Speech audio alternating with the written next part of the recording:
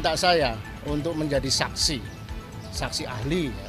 Kembalinya sikap-sikap otoritarianisme aparat ya, bahkan mungkin lebih sistematik dari era Orde Baru dengan seminggu 2 minggu lalu memang ketika saya mengantar Bung Abraham Samad diperiksa, Bung Abraham setelah pemeriksaan meminta saya untuk menjadi saksi ahli ya, untuk menjelaskan tentang apa itu jurnalisme.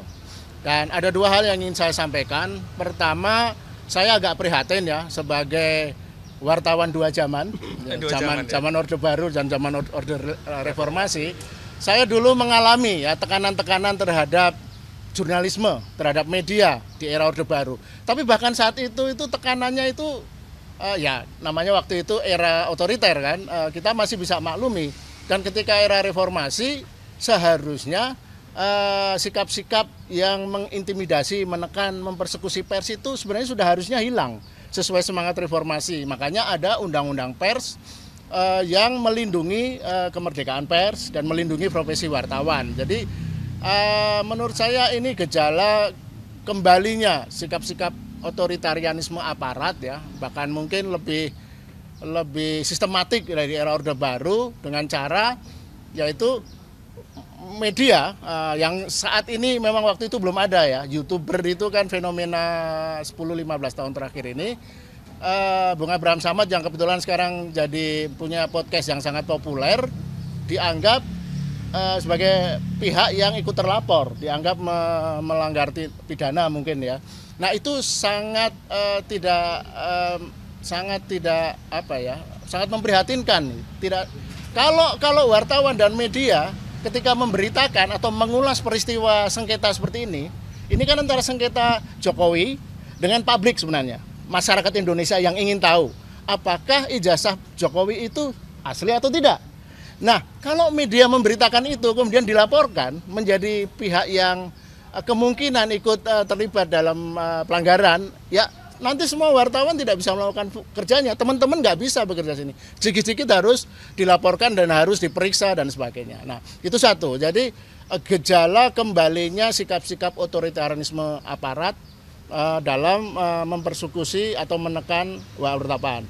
Yang kedua yang paling penting, karena kebetulan saya ikut membidani lahirnya Dewan Pers era Reformasi, saat itu sebagai Direktur Eksekutif, kita itu ada kerjasama dengan kepolisian ya, 20 tahun terakhir ini, apa yang disebut ketika kasus-kasus melibatkan media, pemberitaan media, itu kesepakatannya polisi tidak langsung mempersoalkan media itu, tapi polisi menanyakan ke Dewan Pers. Nah kemudian secara rutin setiap 2-3 tahun ada radiogram atau surat edaran Kapolri yang ditujukan kepada aparatnya di seluruh Indonesia.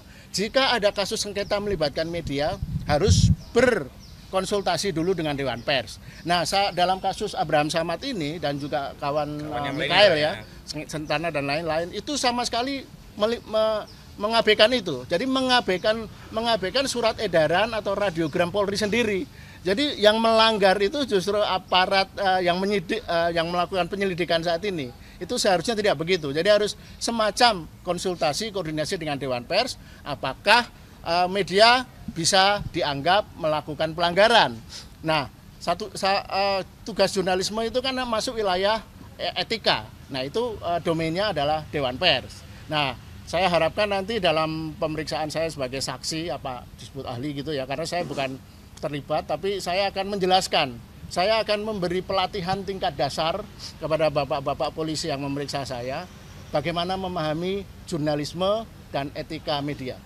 Bapak, berarti Bapak Abraham Samad di sini posisinya disebut sebagai media, awak media gitu. Dia terlapor, makanya itu yang tidak terlalu jelas. Tapi kalau melihat posisinya kan, Bang Abraham itu hanya membuat wawancara-wawancara dengan para pelaku ya, Roy Surya dan kawan-kawan. Jadi dia hanya memberikan penjelasan ke publik. Tugas wartawan itu kan menjadi mata dan telinga publik, agar publik mendengar langsung, memahami dan melihat apa yang terjadi. Berarti Abraham termasuk media, jurnalis gitu, iya. Dalam jurnalistik gitu. Jelas. Jurnalisme baru ya, YouTuber itu. Jadi nanti akan saya tegaskan bahwa apa yang membedakan jurnalisme dan bukan jurnalisme itu satu saja sebenarnya. Paling mudah ya untuk dipahami oleh Pak Polisi nanti. Bahwa jurnalisme itu informasi, data dokumen yang terkait dengan kepentingan publik. Jadi kalau tidak ada kepentingan dengan publik, itu hanya informasi biasa. Infotainment bukan jurnalisme. Karena itu hanya untuk menyenangkan orang yang hobi ngegunjing ya, infotainment misalnya itu. Nah, kalau ini menyangkut kepentingan publik, kepentingan negara bahkan, menyangkut keaslian satu ijazah yang dipunyai presiden asli atau tidak, itu harus pasti, harus jelas. Itu rakyat harus tahu.